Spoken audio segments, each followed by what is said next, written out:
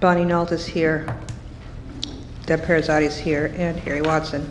Karen Morton is absent, with good reason. Absolutely, thank you. Chief, can you lead us in the salute to the flag, please? I pledge allegiance to the flag of the United States of America and to the republic for which it stands, one nation, under God, indivisible, with liberty and justice for all. Thank you. Recognitions, awards, and memorials. We have two.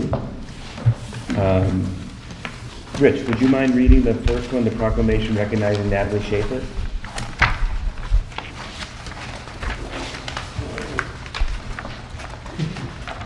And Bonnie, can you read the second one when he's done? Okay. I'll read the first one. I got it. Oh, you got it? Okay. A proclamation recognizing the Natalie Schaefer. Whereas Natalie Schaefer has been a member of the Girl Scouts of Connecticut, Troop 63210 in Mystic, advancing through the ranks since the age of 5. And whereas Natalie has been very active in the Groton community, performing a variety of services and receiving awards, including the Bronze Award for painting a mural at the Riverfront Children's Center and a Silver Award for clearing and blazing a trail on the Avalona Land Conservation property. And whereas Scouts, leaders, and members of the Girl Scouts Lighthouse Service Unit have awarded the Gold Award to Natalie for founding the Random Acts of Kindness Club at Fitch High School, raising funds for charitable organizations, performing food and hygienic drives, and building 2 buddy benches for each elementary school in Groton. And whereas, having achieved the highest honor earned in Girl Scouting, Natalie will be honored at the Gold Award ceremony to be held on May 7th, 2017 at the Mystic Veteran of Foreign Wars Post. Now therefore be it resolved that the Town Council of the Town of Groton, on behalf of the citizens of Groton, do hereby congratulate Natalie Schaefer for achieving the Gold Award, the highest rank in Girl Scouting, and extends wishes for her continual success. Dated at Groton, Connecticut, the 7th day of May, 2017, by the Mayor, Bruce Flax. Thank you, Rich. Bonnie, can you do the next proclamation, National Prevention Week? Yes. Yes, ma'am. Proclamation recognizing National Prevention Week 2017. Whereas substance abuse and mental health are behavioral health issues that affect overall health and well-being. Whereas the Substance Abuse and Mental Health Services Administration created an observance week to raise awareness of substance abuse and mental health across the country. And whereas while behavioral health issues are of national concern, National Prevention Week is an opportunity to raise awareness locally. And whereas data collected from the 2016 Groton News Survey shows that 23% of current 11th and 12th graders drank in the past 30 days, 28% have tried marijuana, 8% have tried prescription drugs without authorization, 64% of teens say that their parent or guardian has clear rules against them using drugs, 15% report feeling sad most of the time, 19% feel lonely, 30% report recent anxiety, and 14% have felt depressed recently. And whereas we have the power to change these numbers and, more importantly, change lives, and through National Prevention Week, people become more aware and able to recognize the signs of mental health problems and substance abuse. And whereas we in Groton need to recognize the seriousness of behavioral health issues in our community, the power of prevention, and the tireless efforts of those working to make a difference. Now, therefore, be it resolved, on behalf of the Groton Town Council, I am asking the citizens of Groton, Connecticut, to join me in observing National Prevention Week during the week of May 14th, 2017, dated at Groton, Connecticut, this 9th day of May, by the Mayor of the Town of Groton, Bruce Flax. Thank you. I just want to make a comment. It would have been nice to have info on, because I was a Girl Scout leader for 13 years, and my daughter got a Gold Award. I would have been really happy to have gone to that. So, like, that was my bad. So ready for next time. Okay. Receipts of citizens' petitions, comments, and concerns. Is there anybody signed up? Yes. Great.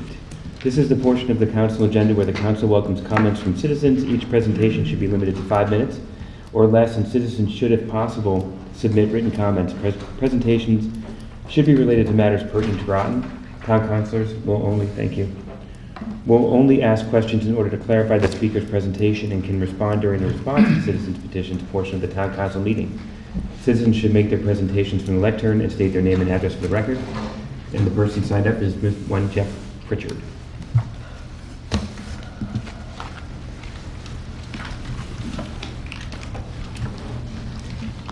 I'm Jeff Pritchard, 31 West Mystic Avenue, Mystic. I have a concern with Town Council Referral 2017-0133, which is implementation of the Combined Planning and Zoning Commission. I'm requesting that this be referred to the Planning Commission for review and comment prior to sending it to the public hearing. That I've got personally 3 concerns with the implementation process, mainly because it becomes an ordinance which then becomes difficult to change or fix. If it were a resolution, that wouldn't be a problem. The first one has to do with the size. Proposed size of the commission would be 7 members. We've been waiting for over half a year to get replacement for an alternative. I don't know where you're going to get the extra 2 people from. Maybe you have them in your back pocket, which isn't a problem. But I think it's become very difficult to get people to serve on boards and commissions. So I'd recommend that we leave it at 5. If we can get 2 extras along the way, we can do it. But if it's in the ordinance, it becomes difficult to change. The second one is for a similar problem with implementation, and it talks about how alternates have to be rotated through the system so they understand how the commission works. It says they have to have equal participation, which means we're going to have to keep records of when they're sitting in for a absent regular member. But our normal way of doing business is that everybody, regular members and alternates, get to speak during all the reviews. The only difference is when the voting takes place. And in a couple of cases, there are rules that are set up either by the state or past court cases that detect who can speak at that time. But I think the way we're doing it provides adequate experience, and the ordinance could just state that the Planning Commission or Planning and Zoning Commission just have a written procedure for addressing the situation would be a little bit better. And the third item has to do with the zoning. The existing zoning commission has been working on updating the zoning regulations, and I think it would be a mistake to not continue that. So what I would recommend is that the existing zoning commission be renamed as a committee reporting to the Planning and Zoning Commission, just with the sole objective of finishing their task and then submitting a written report by the end of this year to the Planning Commission for implementation of any changes. Yeah, thank you, Jeff. Is there anybody else who'd like to speak during citizens' petition? So that closes it, and we go to responses to citizens' petitions, comments, and concerns. And I'd just like to say to Jeff and everybody else out there, there will be a public hearing regarding the proposal to combine zoning and planning, or actually rename planning and zoning. Mark, that's the 22nd of June? 20th. 20th of June, June 20th. So anybody else has any public comments regarding that, they have the opportunity to come for the public hearing. I just have a response. Jeff, the number 7 is the maximum number. We don't have to have 7. The attorney recommended we make it a little bit bigger, that we can always adjust it. Thank you, Bonnie. Someone like to move the consent calendar? Mr. Mayor, I'll move the consent calendar. Second. We have a motion and a second to move the consent calendar. Is there any discussion? Seeing none, all those in favor say aye. Aye. Opposed? Abstentions? That passes 7 to 0 to 0. And communications? Dean, you want to start? I'll start and I'll pass. Diane? I'll also pass. Deb? I will do. Harry? Nothing to report. Greg? Nothing to report. I went to a lot of the RTM meetings, but it's been a while, so I have nothing else that I can think of right now. I attended the SEAT meeting last month. I participated in the Mystic Parade. I attended the Groton Long Point budget meeting, and this past Saturday, the Holland Club meeting. And it was an induction ceremony that was well received by the vets. Very good. Thanks, Rich. I have a few things in no particular order. Today, Mark and I were at the Great American Defense Community Award that was given by Bob Ross, had worked it out and had nominated us, and the whole COG was there during the 75th anniversary of the Battle of Midway celebration. And there was a fine musical performance by Westside Middle School. Did a really great job. I read a proclamation honoring some Girl Scouts who saved their dad's life last night. Again, I would have, if I don't, I'm just sorry. I went to a policy meeting for the Subbase New London, the JLUS study. And there was some really, they came back, it was a policy committee meeting, and they came back with a bunch of issues and resolves, so they're moving towards working on that. Walked in the Noack Memorial Day Parade in the rain. I also walked Pequot Woods for the Pequot Woods folks, and they're very wet that day as well. I went to a COG meeting on the 24th, and there were the GBA breakfast at the state of Groton. And there was, one of the things that was said at this breakfast was that, I thought it was really interesting, that they're talking about Superstorm Sandy and how the decimation of the Jersey coast has helped southeastern Connecticut get people who come here instead of the Jersey coast. And they were saying that now that the Jersey coast is fixed, after 5 years, that we need to figure out how to keep them. And on a couple weekends ago, I was in Mystic selling raffle tickets for the Mystic Little League, and I took an impromptu survey of the people who were there visiting Groton, who were down in Mystic visiting. And of the 25 people I questioned that bought tickets, 6 of them were from New Jersey, 7 were from Connecticut, 3 were from Massachusetts, 3 were from New Hampshire or Maine, and there were 3 from New York. So people are visiting from out of state. They are finding Mystic to be a vacation destination, and we just need to figure out from an economic standpoint how to keep them. So just a little bit interesting tidbit there. Clerk, is represented town meeting? Thank you, Mr. Mayor. Well, they did finish the budget, as you know, before the May 25th deadline. And the next regular meeting is June 14th at the Groton Senior Center at 7:30, and they have referrals from the town council to deal with. Thank you. And clerk of the council? Reporting, well, you've already heard about the fabulous windfall of conveyance from the sale of the Branford Manor. So that's, well, I expected it after this fiscal year. I thought it was going to happen in July, but it's great for us. Also, we started selling dog licenses on the 1st of June. That's all month of June is when you're supposed to register your dog.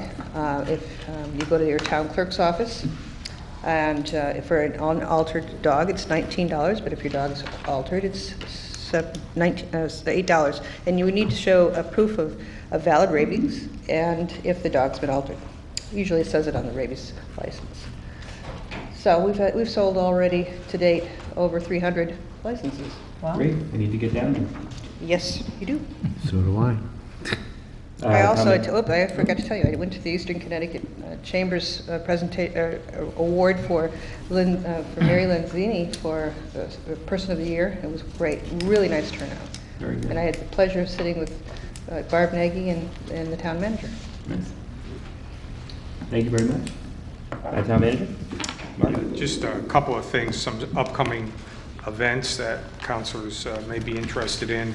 We did receive notification from CURE, which is on the campus of the Pfizer campus, that their annual Bioscience and Technology Community Picnic will be next Tuesday, the 13th, from 5 to 7 p.m. at 93 Shenecosset Road. I know a couple of councilors went to that last year, if I remember correctly. And then Councilor Nault has provided us with a notification that the CB golf tournament is at Shenecosset this year on August 4th. And that's all I have. Thank you. Just one note, we did, I think, I'm not sure all the councils received it, but the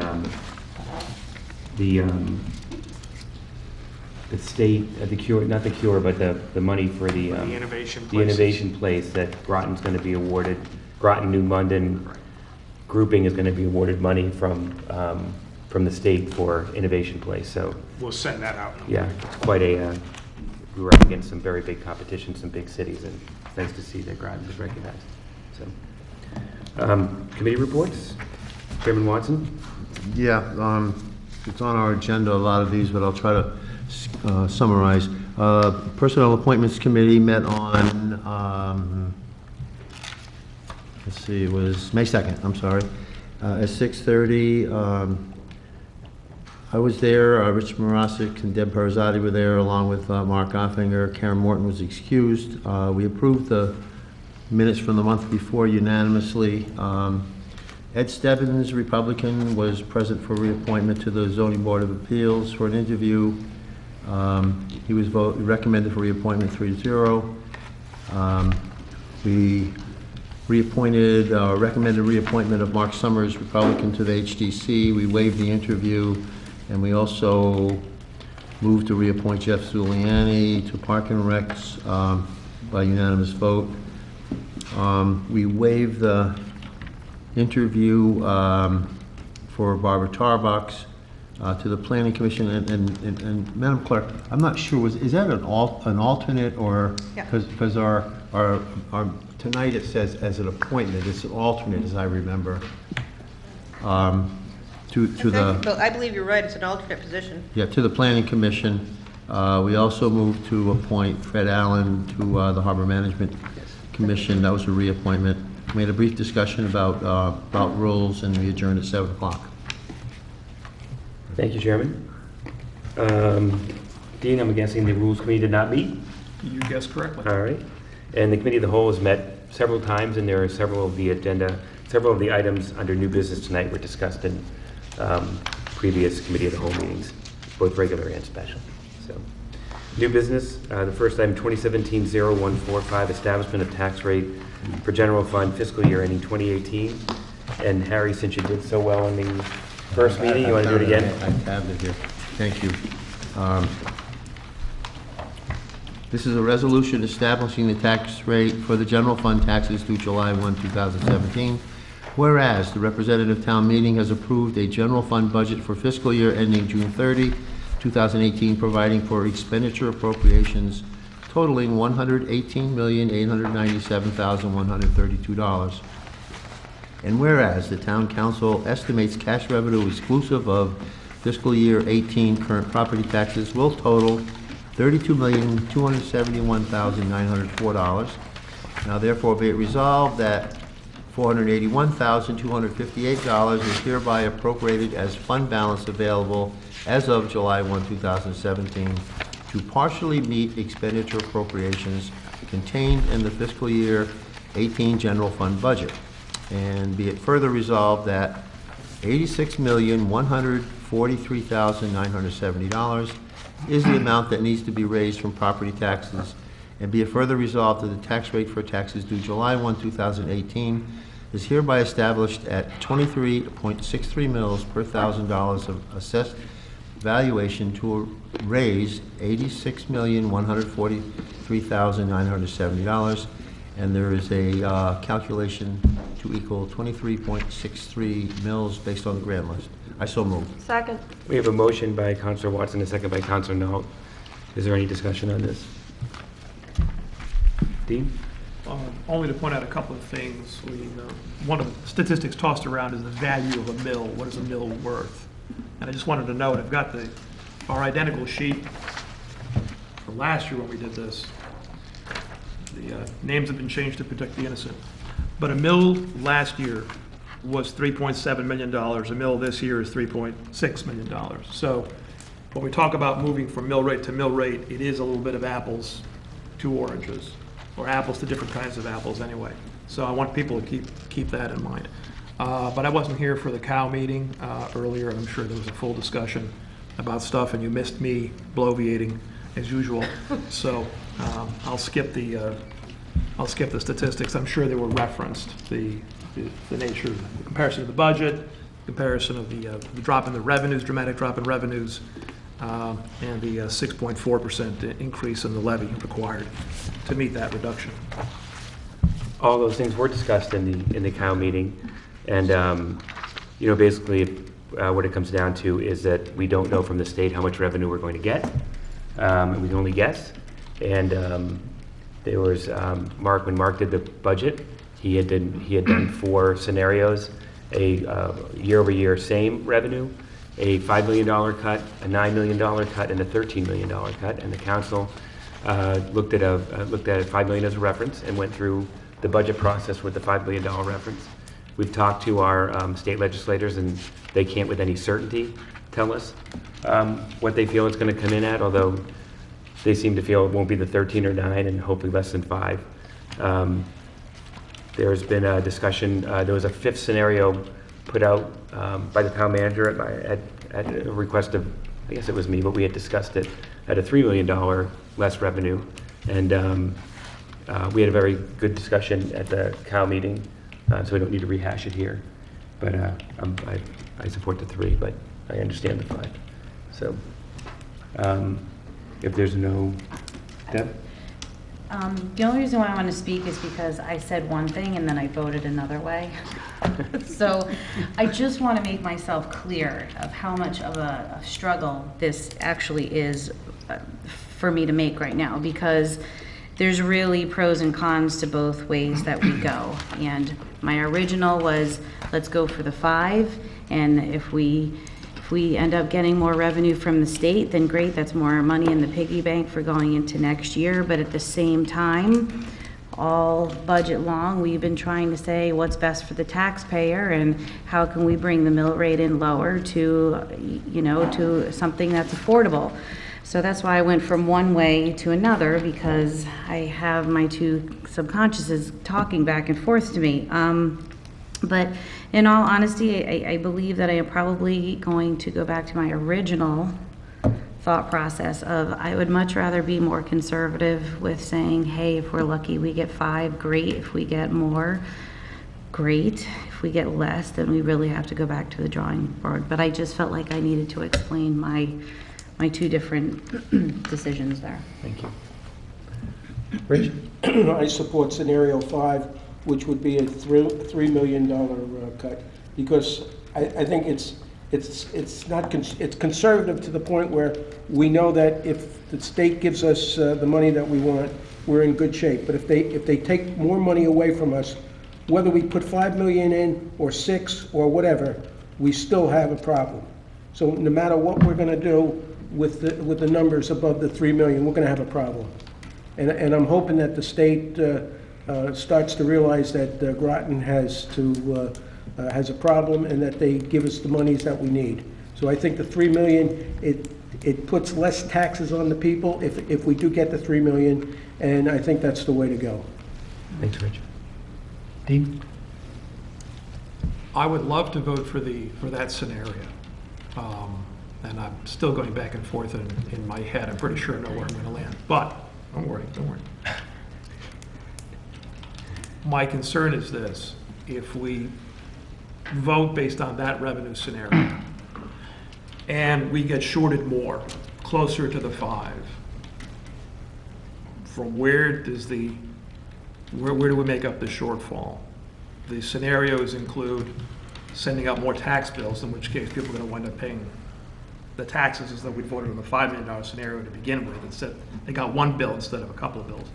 Or we take it from fund balance, And just so people know, we're not stripped of cash. We actually do have money in the bank, but we like to keep it there for very rainy days and because it improves our bond rating. Mark, I don't know that well, you can tell me, if we were to vote on the 3 and the state shorts us 5, and we've got to come up with the 2 million, and we'd rather not send out another bill, and we said, let's go into the bank, what would the bond rating agencies say to us? Because that's a big backslide. If that scenario happened and the decision was made to take the funding out of the fund balance, I'm sure that would send off some warning signs to the bond rating agencies, but I think they would also keep in mind that this was a very unusual year in Connecticut.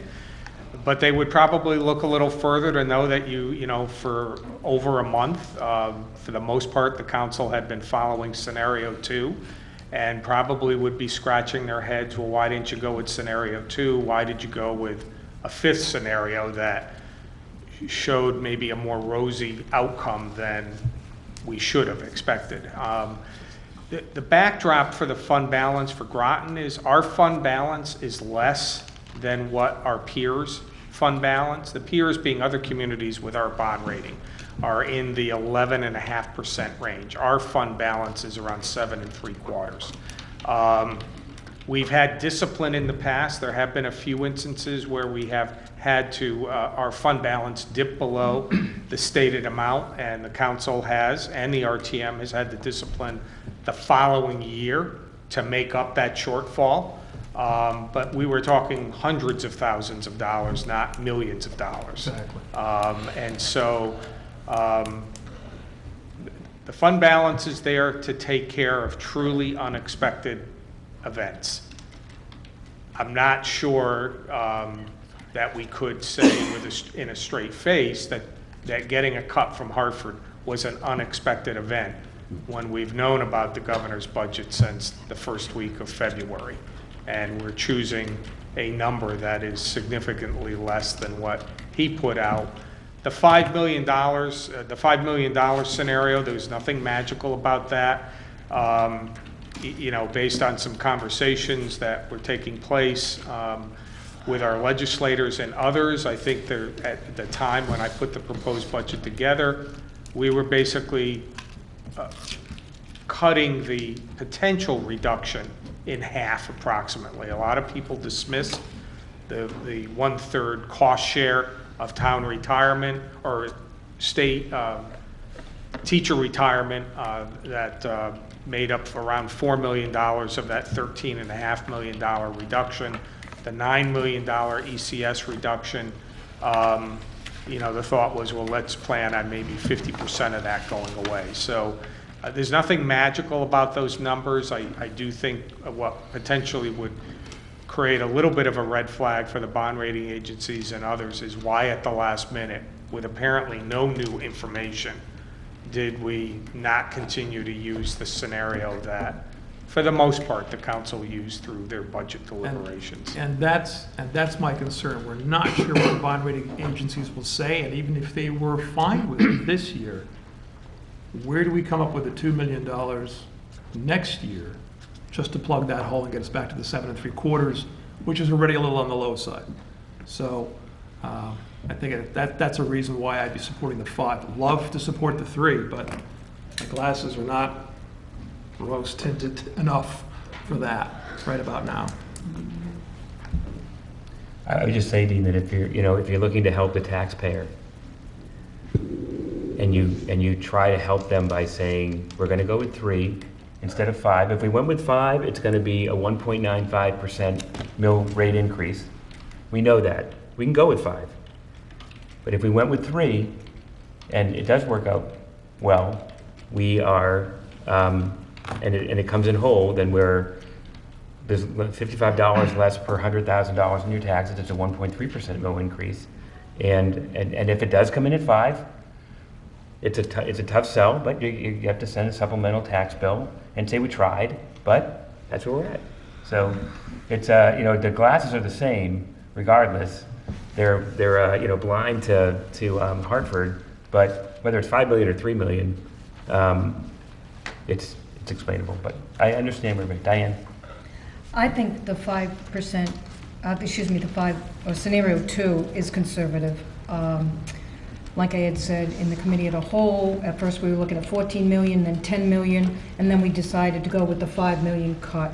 So, and in helping with the taxpayers, I believe we've done our best in helping with the taxpayers and cutting every little thing we could out of every line item that we sat here for weeks, including the Board of Ed, Public Works, etc. We have done our best. So my opinion is the 5 million cut is conservative. Okay. And that's what I go with. Mark, if is it possible, I think we talked about it before, but before we vote, can we get the listing of items that we put aside or identified as potential, should we, get cut less? Sure. So that we can see that, tangibly see that list? And should we get, more, be able We can to put that list address in those? place. Which I It's think in the several. budget meeting minutes, so it's, Okay, the ones, it's not a real long list. I mean, every once in a while, council did identify, Yeah. They put that on the list, and, I think the North Stonington Road Bridge was one of the items, the school, so maybe some of the CIPs. Yeah. Other CIPs. and I think, Diane, you were talking about some of the things from Public Works, Public Works, to yeah. looking at some of those things, those items. And do we know from Parks and Rec if the parade was cut, the July 4th parade was cut? It No. has not been No, cut Okay. as of this wasn't. point. Very good. Do you recall what % we did cut from Public Works this year? I don't off the top of my head. I think it was like 12%. It looks like Cindy's looking it up right now. Public Works compared to the 17 budget was a 5% cut. 5%, thank you. Okay. And how much money is that, approximately? $299,000. Thank you. Greg? Plus, I think what we mentioned in the committee of the whole too is, and we just mentioned it here, if we get cut less, we can put that toward the mill rate next year to reduce the mill rate. The burden? The burden, put it in the fund balance and use it to cut the mill rate. We don't have to look to spend it. In addition, we talked about, adjusting the second bill, which, would cost some money, but that's another option. Bonnie? I just want to say, I agree with Diane. We did cut this budget. This budget is significantly lower than last year's budget. And we did, as well as the RTM, a very good job of trying to tighten our belts and save the taxpayers' money. The reason we're in this situation is because of the state. That's right. Okay. There's no further discussion? All those in favor of the proposed resolution, thank you. Raise your hand. Opposed? That passes 6-2. Thank you. Bonnie, can you take 2017-0146? Yes, Mayor.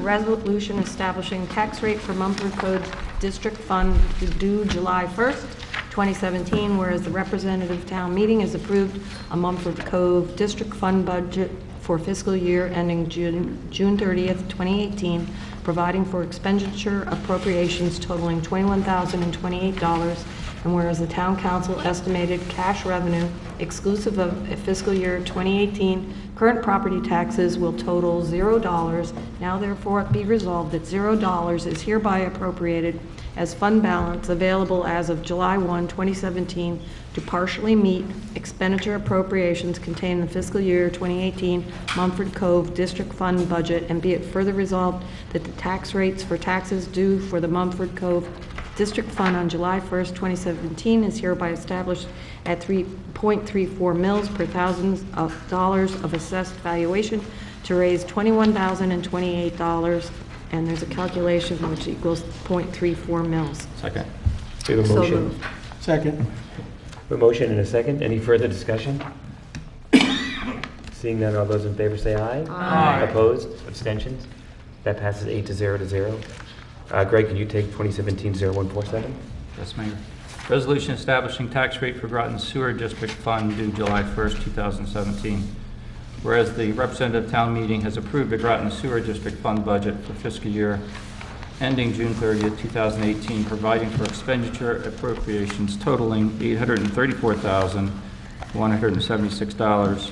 And whereas the town council estimated cash revenue exclusive of the fiscal year 2018 current property taxes will total $11,000. Now therefore be resolved that $200,000 is hereby appropriated as fund balance available as of July 1st, 2017 to partially meet expenditure appropriations contained in the fiscal year 2018 sewer district fund budget. And be it further resolved that the tax rate for taxes due for the Groton Sewer District Fund on July 1st, 2017 is hereby established at 0.27 mils per $1,000 of assessed valuation to raise $623,176. I so move. Second. We have a motion and a second. Any further discussion on this? Seeing none, all those in favor say aye. Aye. Opposed? Abstentions? That passes 8 to 0 to 0. And Deb, can you do 2017-0088? Sure. Resolution approving the ARC Neighborhood Assistant Act Program application 2017. Whereas the state of Connecticut provides tax credits to businesses that make cash investments in qualifying community programs conducted by tax-exempt or municipal agencies, and whereas the ARC New London County, Inc. has proposed an energy conservation project that will provide insulation and convert the heating system to heat pumps in a residence that supports people with intellectual and developmental disabilities. Now therefore be resolved that the Town Council approves the ARC New London County, Inc. 2017 Neighborhood Assistant Act Program application in the amount of $27,724 for an energy conservation program. I so move. Second. We have a motion and a second. Any discussion on this? Seeing none, all those in favor say aye. Aye. Opposed? Abstentions? That passes 8 to 0 to 0. Diane, can you do 2017-0113, please? Resolution authorizing the town manager to apply for a Pfizer local community grant to provide updated technology support for senior center programs. Whereas the senior center would like to apply for grant funds in the amount of $7,500 from the Pfizer local community grants program, and whereas funding would be used to improve the technology used for the senior learning network education program and the Lincoln Center live program through the purchase of a laptop, smart television, and sound system. Now therefore be it resolved that the town manager or his designee is authorized to apply for a Pfizer local community grant in the amount of $7,500 to support programs at the Groton Senior Center. I so move. Second. We have a motion and a second. Is there any further discussion? Yeah. Dean? Just a quick question, Mark. Is there any matching from the town required for this? I didn't think so. Thank you. All those in favor say aye. Aye. Opposed? Abstentions? That passes 8 to 0 to 0. Dean, can you do 0115, please? Certainly. Referral to 17-0115, resolution authorizing the town of Groton to enter an interlocal agreement with the cities of Groton and New London and the towns of Ledger, Stonington, and Waterford for the Regional Community Enhancement Task Force. Whereas the Regional Community Enhancement Task Force, the RCETF, is a multi-jurisdictional authority with the purpose of investigating individuals engaged in illicit criminal activities. What is illicit criminal activity? Never mind. Developing intelligence data on criminal activity and disseminating information to appropriate federal, state, and local law enforcement agencies, and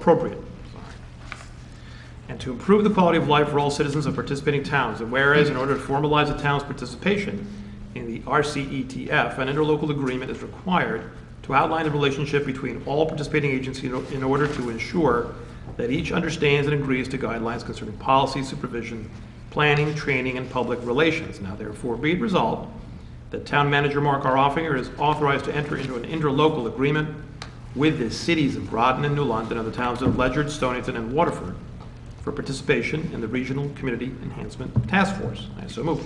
Second. We have a motion and a second. I know the chief is here. Should there be any questions on this? Any discussion on this? Great. Seeing none, all those in favor say aye. Aye. Opposed? Abstentions? That passes 8 to 0 to 0.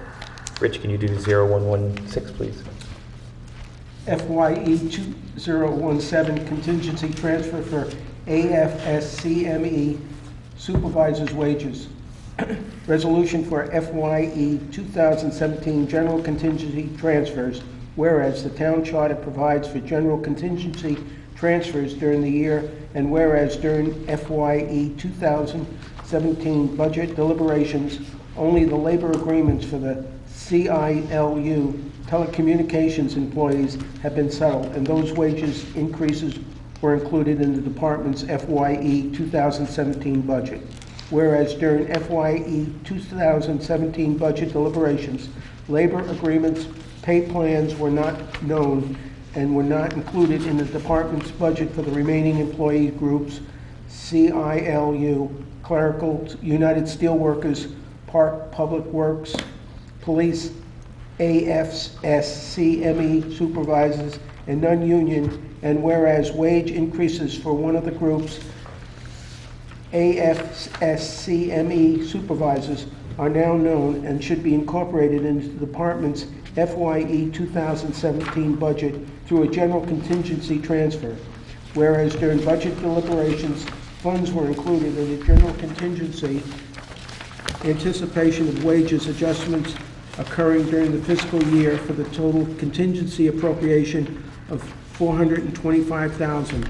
And whereas before this transfer is applied, the general contingency has a balance of $18,896, and resolved that $8,180 be transferred from the general contingency fund number 1074 to the following general fund department functions: Public Works number 1035, $5,727; Finance number 1013, $2,455.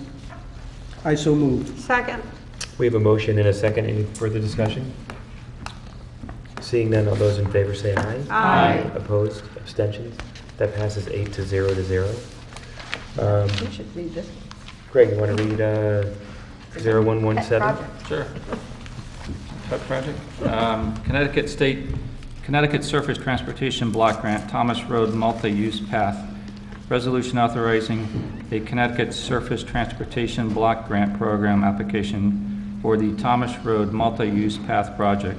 Whereas the Thomas Road Multi-Use Path Project was awarded enhancement funding at the federal match for the project, and whereas the Southeastern Connecticut Council of Governments has informed the town that the State Department of Transportation is spending down the program funds and cannot ensure that the funding will be available when the project is ready to be constructed in 2018.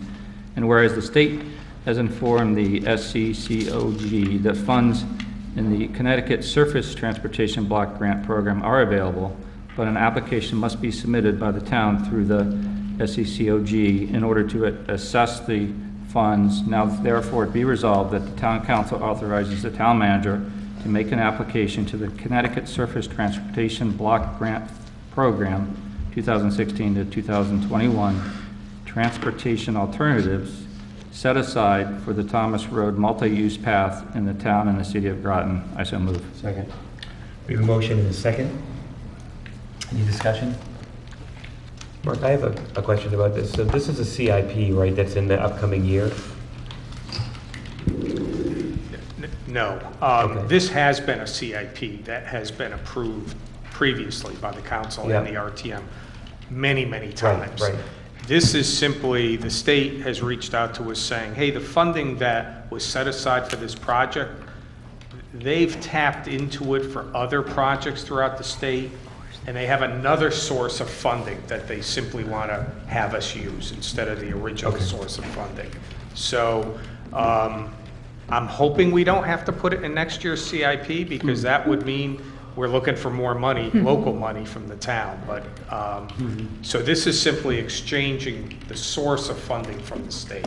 So we're looking to get that done this year, correct? 2018 is Right. the construction, And yes. we approved in the 2018 budget. Well, I know, it was approved prior. It's been It's going to approved. get done in the 2018. Yes, that's the latest schedule. We do have a meeting with DOT in the next week or so up in Newington to review where we are with them. So Yeah, I had a couple of constituents reach out regarding it and told them that it would, and if it's not, I want to tell them it won't be, so, great. So do we know when construction's going to start, and is it going to be contiguous with the road reconstruction? Is it going to happen at the same time? The road resurfacing? On Thomas Road, that's not scheduled at this point. Okay. The walkway would get done This will happen first. Yeah. Any other discussion? Okay. All those in favor say aye. Aye. Opposed? Abstentions? That passes 8 to 0 to 0.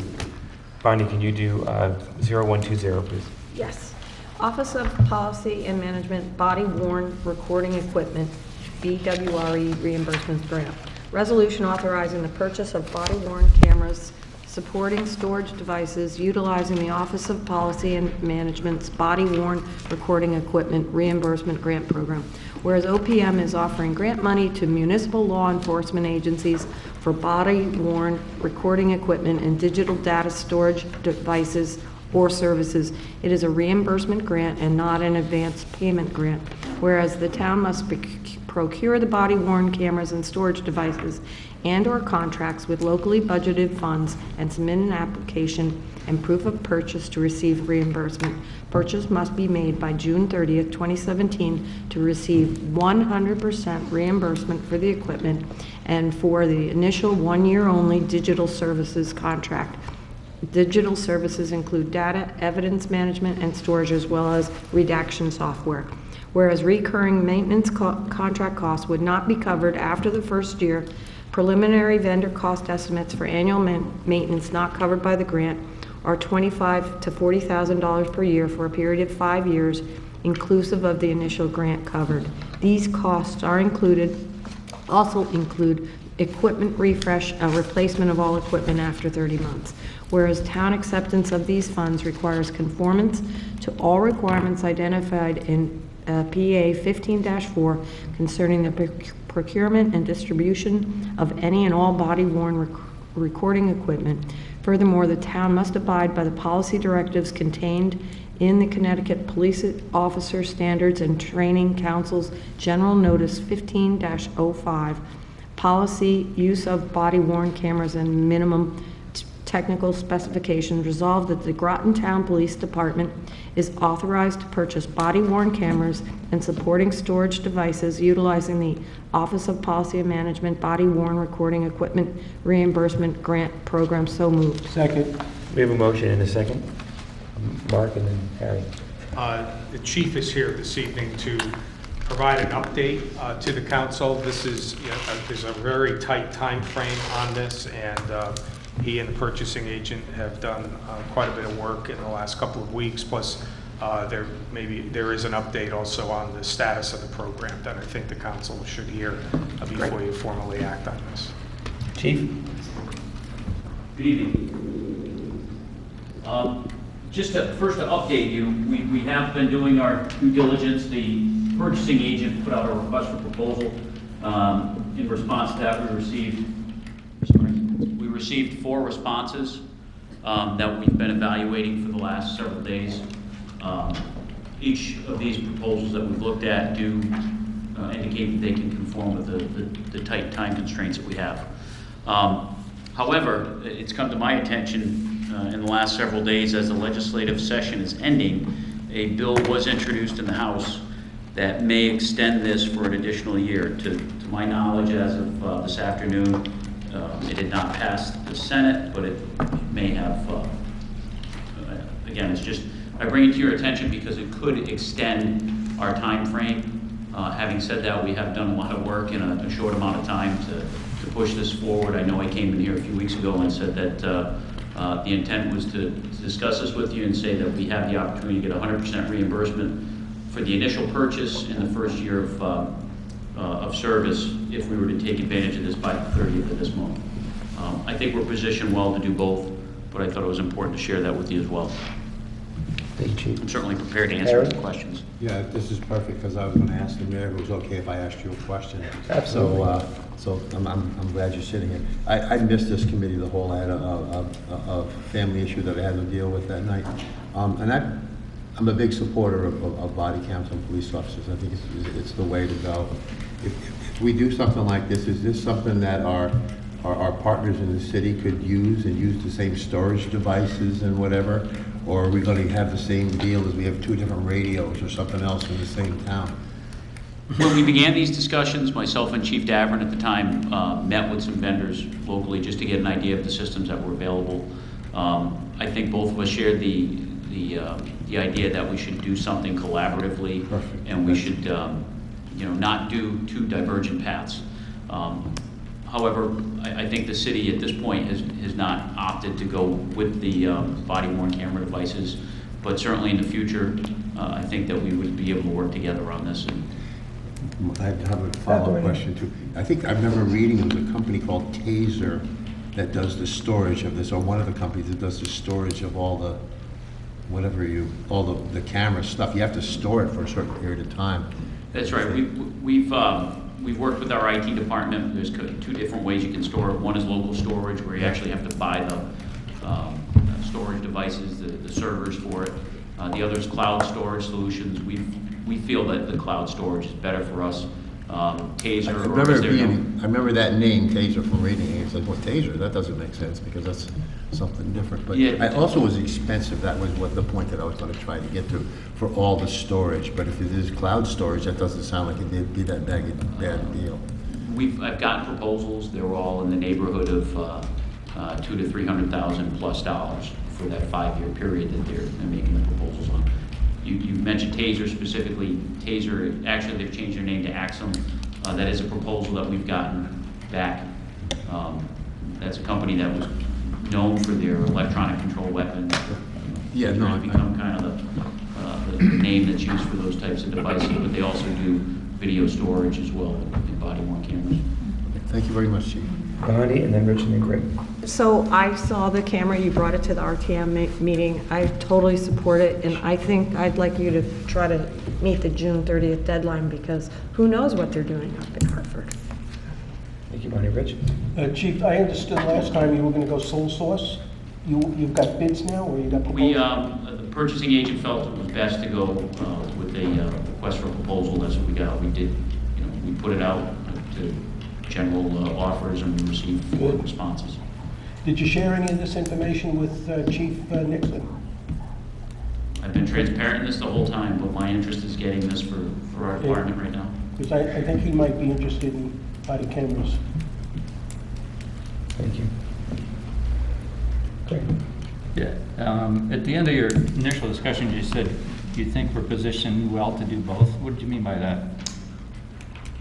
If there were a change in legislation that, allowed us to take more time on this, we could do that. But I think we're in pretty good shape right now. In fact, I have all the information here that I think we need. The only change that I saw in that proposed legislation would also include vehicle cameras and also some other devices.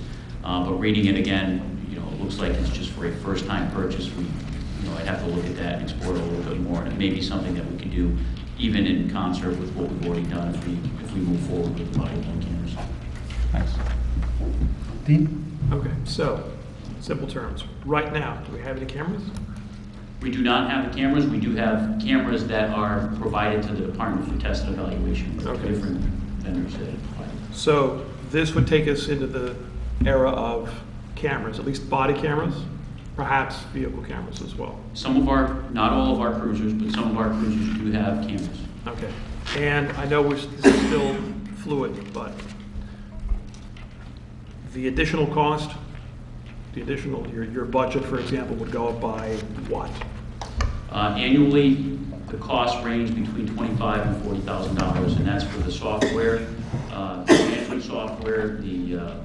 All the proposals we've got is for a refresh program, so about 30 months would be a refresh of all the equipment, plus redaction software. FOIA requests we would have to be responsive to.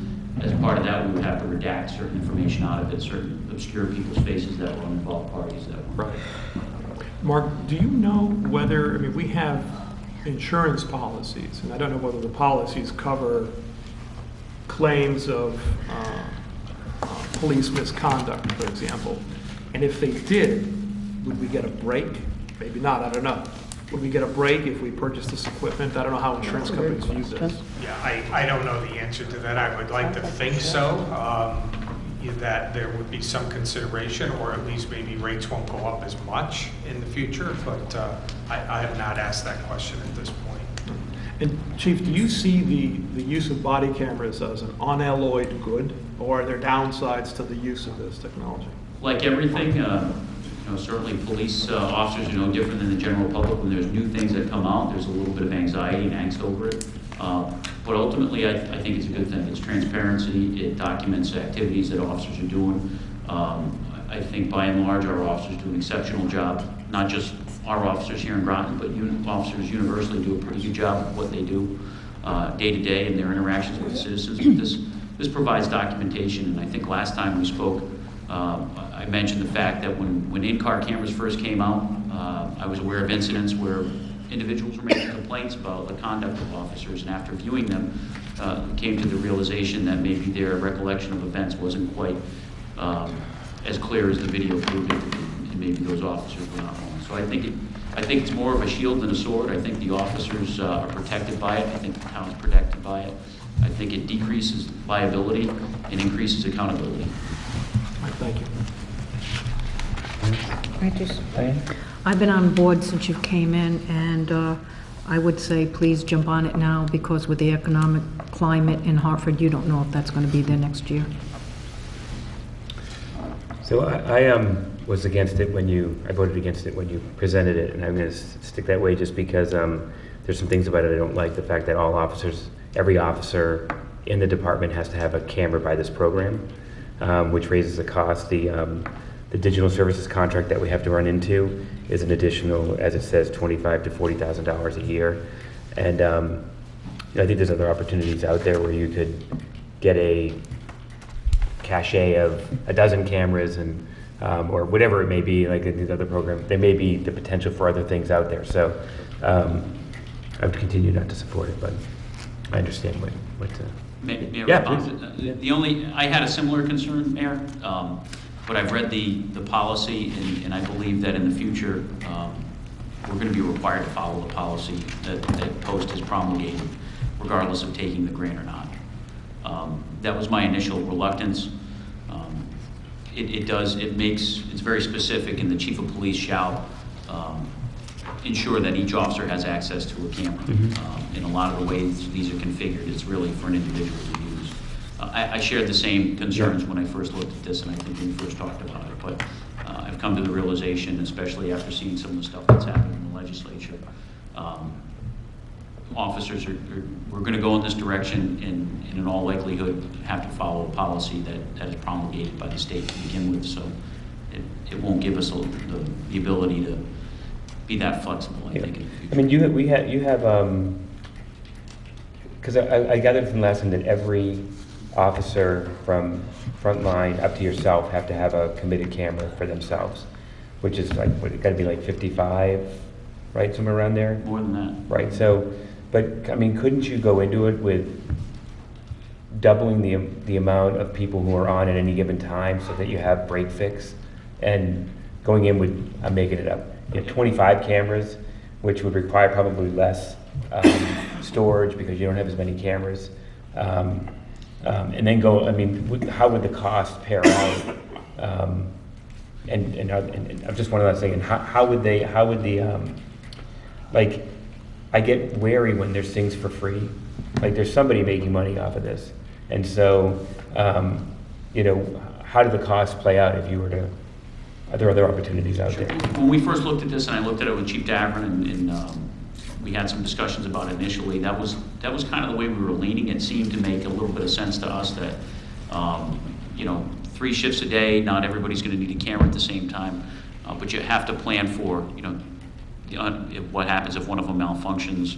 You need to have some redundancy, but there's also video evidence management that needs to go into this, so we need to put controls in that if Chief Fazzaro is wearing the camera now and it goes to Officer Doe later on, we're able to distinguish who has it and carve that stuff out. But the storage, really, it doesn't make a lot of difference because you're still only recording during that times. So if I'm recording for 8 hours on, Tuesday the 16th, that amount of storage, that amount of space on the hard drive is going to have that information. It's also going to have the information from the next officer, but we also have to retain some of that by policy. All of it has to be retained for 90 days. And then anything of an evidentiary nature or things that we determine need to be stored for longer, it's also going to take up space. So if I respond to an incident that an arrest is made, we are going to have to retain that for 4 years, or if it's another type of critical incident, we may have to retain it for a longer period of time, or if there's civil litigation later on, we have to retain it for a longer period of time. And that's all mapped out in the policies that we're forwarding. Does the grant give you extra cameras? It gives you a camera for each officer. So how do you deal with when the first one breaks? How much are they? Yeah, they're $399 a piece, or $499 a piece, depending on which one we buy. Yeah, one more thing, and I think I expressed this the last time, which is, good idea, but we're buying into technology where we're gonna have to just be aware, every, what, couple of years, 3 years, probably 5 years max, we're gonna be asked to update the hardware, update the software, so we'll be here, again, with or without a grant. And that's included in the proposals that we've received. The proposal, that was one of the provisions we put out in the RFP, that it was a refresh program after 30 months. So as long as we're in the contract, in 30 months we will get a refresh of all the equipment, another 30 months after that, to keep up with technology. That's kind of one of the ways that they're positioning this within the industry. It isn't quite like a sidearm, where if you issue sidearms, chances are that model could be used for many, many, many, many years, unlike laptops or the cameras. Thank you. Greg? So if I heard you right, so if you stay in the contract, you're never going to have to buy new equipment. It just gets refreshed every 30 months. The proposals that we got through the RFP were for a 5-year contract. Right. So they would be, you get your initial issue, 30 months later you get a second issue, and presumably that if you went with that or another vendor, you would get that same refresh in another 30 months. And then what are the rules on when the patrolman needs to have this camera activated? I mean, is it the minute he steps in his car and goes on patrol? No, the way the policy reads, it's for law enforcement activities with a public interaction. So if I were out at a local establishment to get stopped for my lunch break, I'm grabbing something to eat, I don't need to record it. But if somebody runs in the door and says, I want to report a crime, then I'd have to turn it on. And the devices that we're looking at also have features where they actually go back 30 seconds to 2 minutes, meaning that it's in a standby mode, it's not actively recording, but if a critical incident happens right away and you hit that, it will actually go back 30 seconds and record. It buffers, it's constantly buffering. It's amazing. That is amazing. I have one more question. If we now have these things and they're issued and they're in use, is there liability in case somebody forgets to, in other words, just for this particular incident, this particular encounter, meeting with the public, it wasn't recorded? Is there any particular liability that attends that? I don't know about liability, but there's certainly provisions within the policy that address that. Okay. You know, if it's, you know, they're outlined in the policy pretty distinctly. And the policy is available to the public. It's on the POC website. I've given it to members of our department. I certainly can make it available to you as well. All right, thank you. Any other discussion? Seeing none, all those in favor, raise your hand. Opposed? Passes 8-0 to 0. You changed your mind? Yeah. Awesome. Thank you. Can't beat them, Joanne. Thanks, Chief. Thank you. Brought mine. You all don't have them someplace. All these. Harry, you want to do all the reappointments? I will do that. There are 7 in all, and I'm going to read them off and move these all as one motion. The first is reappointment of Mark Summers to Historic District Commission. The second is reappointment of Jeff Zuliani to Park and Recreation. The third is reappointment of Edward Stebbins to the Zoning Board of Appeals. The fourth is reappointment of Robert DeVoe Jr. to the Fair Rent Commission. The fifth one is reappointment of Marie Shaw to the Library Board. And there's a correction here, I believe. This is an appointment of Barbara Tarbucks as an alternate to the Planning Commission. It says it in the resolution. Okay. And then reappointment of Fred Allen to the Harbor Management Commission as an alternate. And I'm going to move all 7 of those as one group. Second. We have a motion and a second for all 7. Is there any discussion on this? Seeing none, all those in favor say aye. Aye. Opposed? abstentions. That passes 8-0. I just killed a little spider with a rock across my paper. Do me There's further. no correction, it's in the resolution. Yeah, it's in there. It's right here. It says alternate. It's in the fine Okay. print. No, it's not fine. It was, Well, that's what I said. Yeah, no, no. But it was, We good? yeah, I'm good. Okay. Deb, Yeah. can you do 2017-0128? That's the one. Resolution to endorse utilization of funds for planning and economic development projects and analysis, whereas the town of Groton has completed a townwide market analysis with a recommendation to research and implement strategies to improve economic opportunities in Groton, and whereas the town of Groton has adopted the plan of conservation and development with recommendations to complete a number of plans and analysis to improve our economy, our village, and not areas of development, and to improve our existing housing stock. And whereas the Office of Planning and Development Services has scopes of work and requests for proposals to complete a number of projects to implement the market analysis and plan of conservation and development recommendations. And whereas the Office of Planning and Development Services proposes to complete some proposed planning and economic development projects for fiscal year 2017 that were previously deferred or did not have adequate funding to complete the projects. And whereas the Office of Planning and Development Services proposes to utilize existing department funds for the following projects: Quantic Bridge Design Standards, $25,000 from OPDS salary savings; Economic Development webpage, $20,000 from account 104655290 and $5,800 from salary savings; Wayfinding signage programs, $10,000 from account 10465 and 5290 and $19,500 from salary savings; Housing and Economic Development redevelopment strategies, $12,000 from salary savings. Whereas the above-mentioned projects will be utilized as new economic development tools to encourage development and redevelopment in planned targeted areas in Groton, now therefore be it resolved that the town council hereby endorses Office of Planning and Development Services staff to utilize OPDS funding for said projects. So moved. second. We have a motion and a second. Any discussion on this? I would love to amend this to strip the word utilize and utilization out and put the word use in, but I won't. Thank you, Councilor Además. Anybody else? All those in favor, say aye. Aye. Opposed? Abstentions? That passes 8-0. Diane, can you do? Yes, execution of contract with candidate for town manager. Resolution authorizing execution of a contract with a candidate for town manager. Resolved that Mayor Bruce Flax is authorized to execute a written agreement reflecting the terms discussed by the town council/town manager search committee in executive session with the selected candidate for the position of town manager, subject to review by the town attorney and modifications within a reasonable scope. I so move. Second. We have a motion and a second. Any discussion on this? I think everybody is aware, it's been in the paper, that John Burt will be taking over for Mark. He comes to the town on July 5th. And Mark will be on board for through the 11th with him, which we appreciate very much. And it's an exciting time.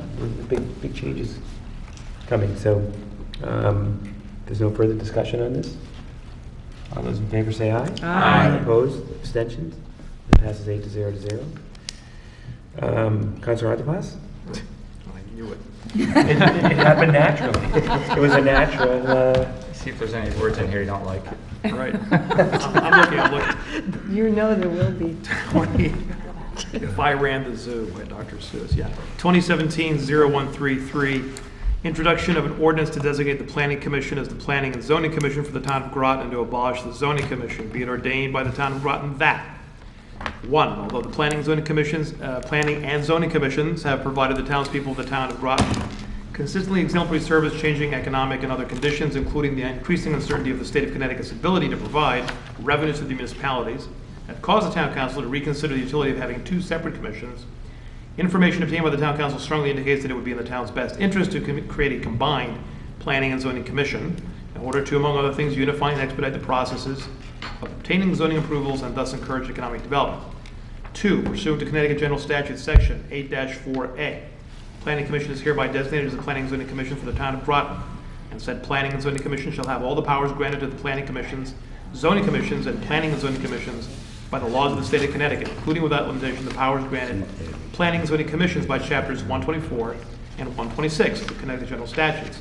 3, Planning and Zoning Commission shall consist of 7 regular members and 3 alternates, all of whom shall serve 5 years, and each of whom shall be a resident elector of the town and appointed by a majority of the town council.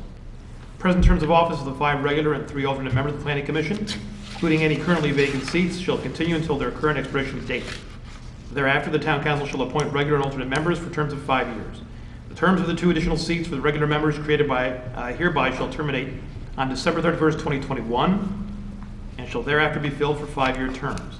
No regular or alternate member of the Planning and Zoning Commission may concurrently be a regular or alternate member of the Town of Groton Zoning Board of Appeals. 4, alternate members shall have all the powers and duties conferred on alternate members of the Planning and Zoning Commission by the general statutes. Alternates should be designated to act according to a regular rotation process so as to assure, to the extent practicable, equal participation by each in the affairs of the Planning and Zoning Commission. 5, the town council shall by majority vote fill all vacancies of the regular and alternate members of the Planning and Zoning Commission for the unexpired portion of any term. 6, the zoning commission is abolished and shall cease to exist. 7, this ordinance shall be effective 45 days after enactment by the council unless vetoed by the RTM. I so move. Second. We have a motion and a second. Is there any discussion on this? I have a question. So, by approving this today, we can still make changes because we're still having a public hearing, right? Yeah. Why are we voting on this before the public hearing? You have to take some type of proposal. Before the public hearing, okay. All right, thank you. All right. Yep. Anybody else? Seeing no further discussion, all those in favor, raise your hand, please. Opposed? Abstentions? That passes 8 to 0. Rich, can you take 0134? Yes. Resolution setting a public hearing on an ordinance to designate the Planning Commission as the Planning and Zoning Commission for the town of Groton and to abolish the Zoning Commission.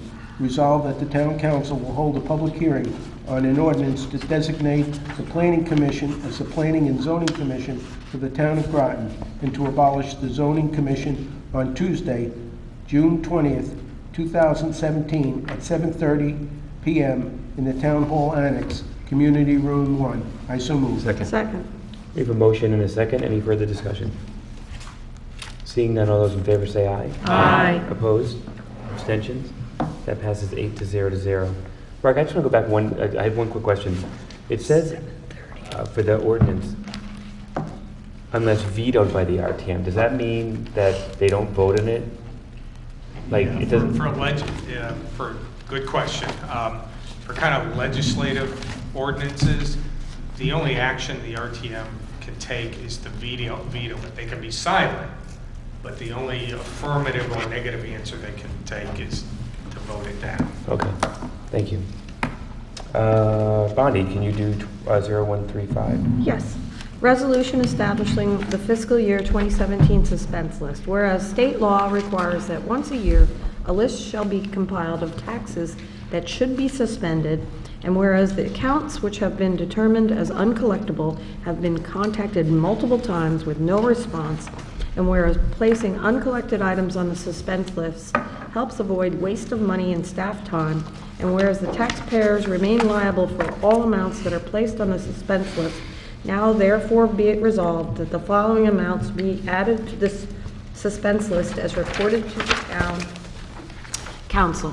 Town, $929,350.25. Sewer district, $6,591.14. Mumford Cove Association, $6.42. Total $935,947.81. So moved. Second. We have a motion and a second. Any further discussion? Seeing none, all those in favor say aye. Aye. Opposed? Abstentions? That passes 8 to 0. Greg? Yes. Resolution affirming the appointment of Mark R. Offinger to the Southeast Area Transit Seat Regional Board, whereas the town manager, Mark R. Offinger, was previously appointed to the town council to serve on the Southeast Area Transit Board for a term expiring 12/1/2019.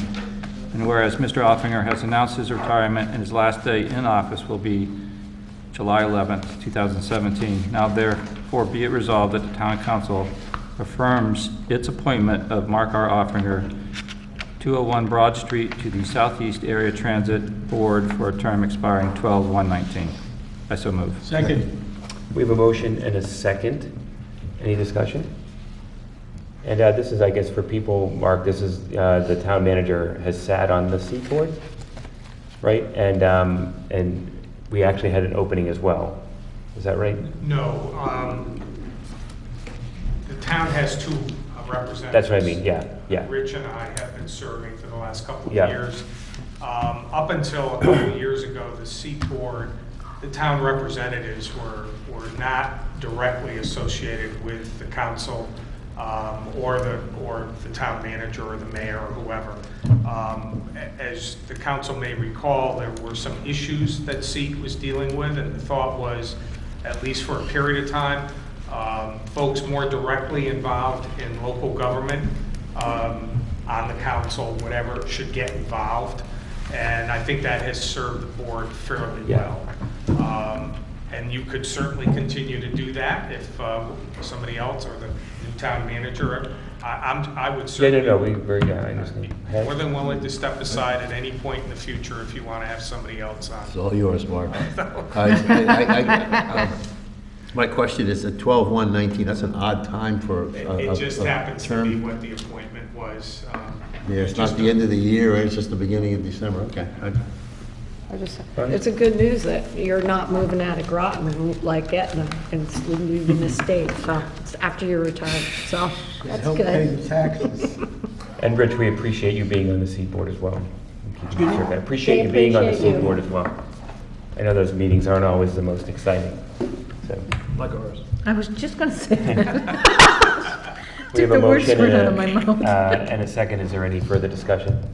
Seeing none, all those in favor say aye. Aye. Opposed, abstentions, that passes 8-0 to 0. And Harry, you want to do? Resolution next? appointing Mark Offinger to the retirement board. Did I jump too quick? No, you got it. Whereas Mark R. Offinger is a member of the retirement board by virtue of his position as town manager.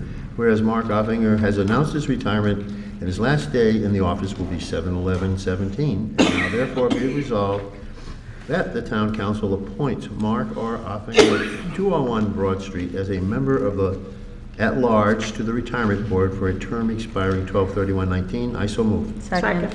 We have a motion and a couple of seconds. Any further discussion?